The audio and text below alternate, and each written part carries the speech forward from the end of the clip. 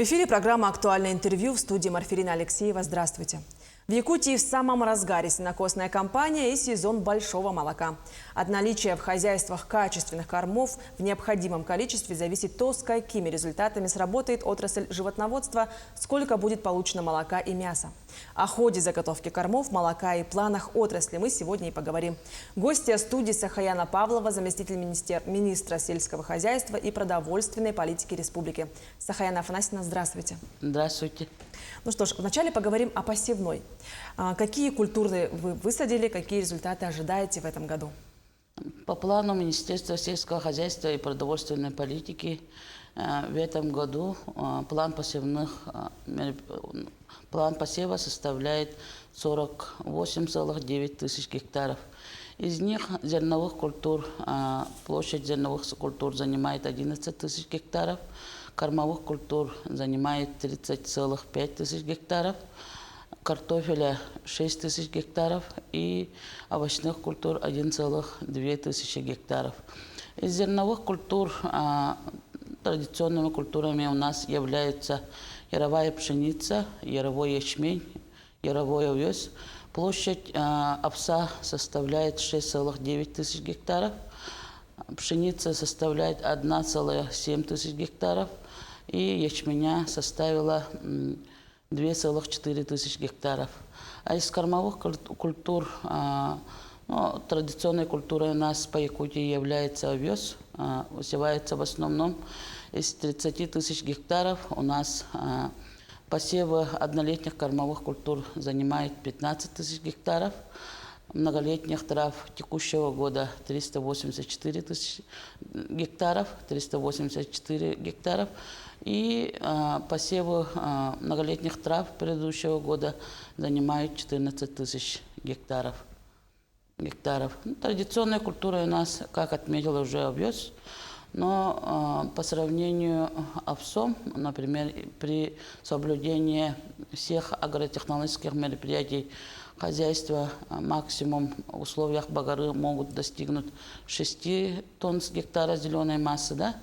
Но средняя урожайность у нас по республике составляет 3 тонны с гектара зеленой массы.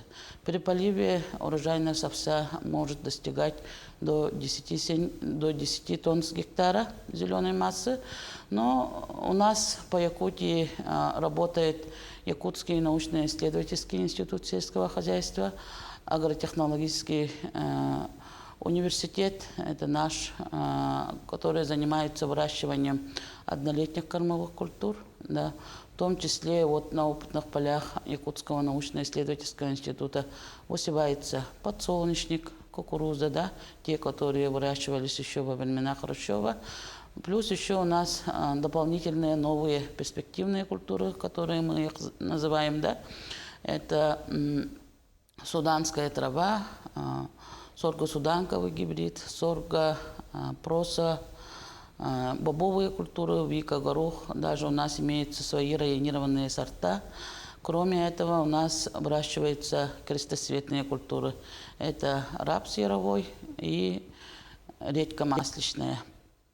Это по однолетним травам.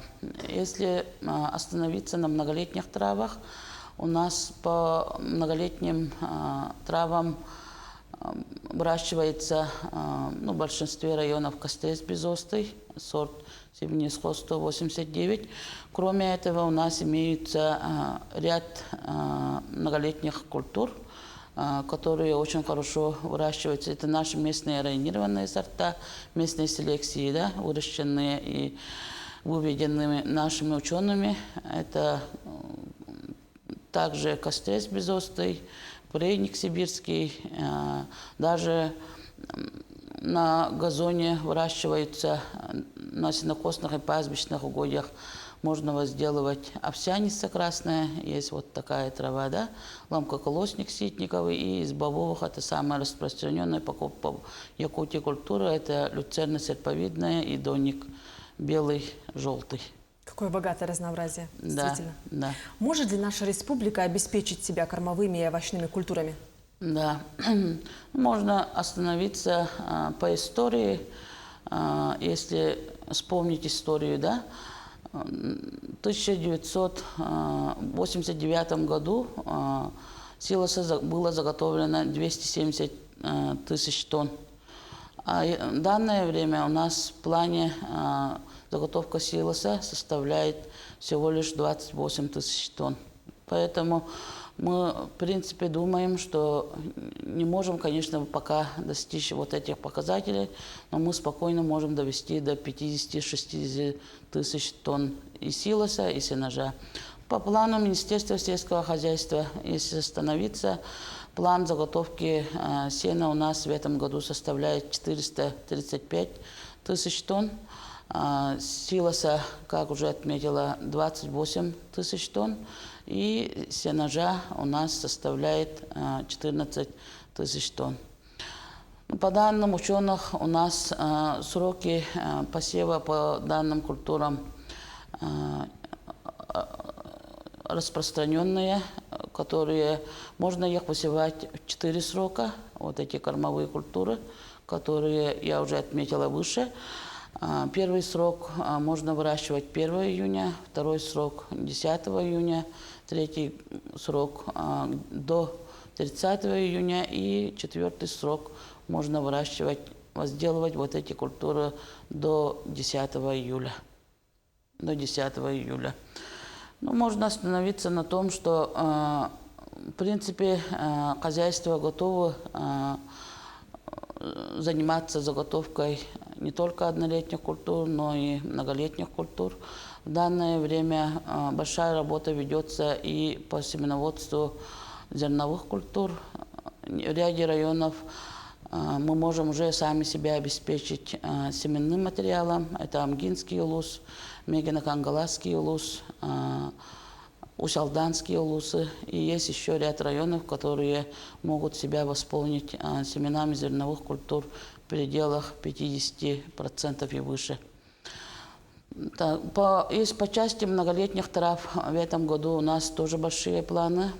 Нюрбинская кормовая компания, где работает Элистяров Александр Иванович. В этом году планируем получить уже семена многолетних трав в пределах в объеме 5 тонн.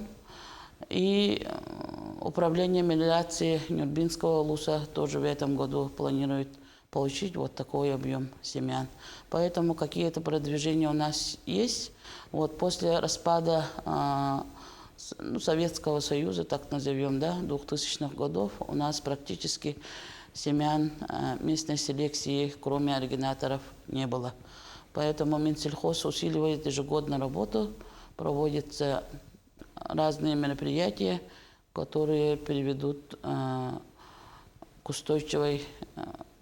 созданию устойчивой кормовой базы. Давайте перейдем к теме кормозаготовительной кампании. Вот сколько гектаров сельхозземель скошено, а также сколько тонн всего заготовлено на данный момент? По данным также Министерства сельского хозяйства и продовольственной политики, у нас по всей Якутии имеется 719 тысяч гектаров сенокосных угодий, плюс 795 тысяч пастбищных угодий. Кроме этого, у нас имеется 104 тысячи гектаров пашин. Из этих сенокосных угодий план заготовки сена у нас составляет 435 тысяч тонн в этом году. Сенажа, вот как уже отметила, 28 тысяч тонн. И силоса, и сенажа у нас 14 тысяч тонн. Так, в этом году по прогнозу улусов и по данным нашего министерства выйдем на заготовку сена на 87%. Это с учетом организации мобильных бригад. Плюс у нас остаются остатки от прошлого года. Это объем составляет 40 тысяч тонн. Поэтому в этом году, если все пойдет по плану, мы должны восполнить себя заготовкой сена полностью, вся республика. А в каких улусах работают мобильные бригады? Какие у них задачи, планы? Так, мобильные бригады. У нас самые пострадавшие улусы – это заречные улусы. Это Чурапчинский улус, Татинский улус, Амгинский улус, Усалданский улус, да, где проводятся очень большие мероприятия. Кроме этого, Лёкминский улус, поэтому в этих Тампонский улус. Поэтому в этих улусах организована мобильная бригада. Например, вот в Амгинском улусе в данное время по отчету зарегистрировано 35 мобильных звеньев, где уже они заготавливают сено. Да. Да, кроме этого, организованы мобильные бригады и в Мегино-Кангаласском улусе. Это 10 бригад в городе Якутске, 4 мобильных бригад. В Хангаласском улусе 4 мобильных бригад. И в ряде районов тоже организованы мобильные бригады. Уже, у улусов очень позитивное настроение. Я объездила почти все улусы, осталось несколько улусов, поэтому на оставшееся время, вот буквально завтра выезжаю в Тампонский улус. Ну вот сейчас в Якутии сезон большого молока, так скажем, да? Скажите, пожалуйста, сколько молока, сколько тонн молока заготовлено? Так, в данное время, по данным нашего министерства, заготовлено 32 тысячи тонн молока. Это 59% от всего валового надоя. План заготовки молока у нас в этом году составляет 54 тысячи тонн. Да. Но лидеры по заготовке молока у нас следующие улусы. Вилюйский улус, они заготовили уже 63%, Ленский 70%, Мирнинский, Мегино-Кангаласский, Намский и еще ряд районов, где уже идет выше 50%. Лидеры, да, да, получается? Лидеры по заготовке молока. 15 августа в Хангаласском улусе состоится такое большое мероприятие «День поля 2024». Да. Расскажите, пожалуйста, какая программа, что пройдет в этот день? Этот день мы запланировали уже несколько месяцев. 15 августа да, пройдет по республике очень большое мероприятие, очень насыщенная программа.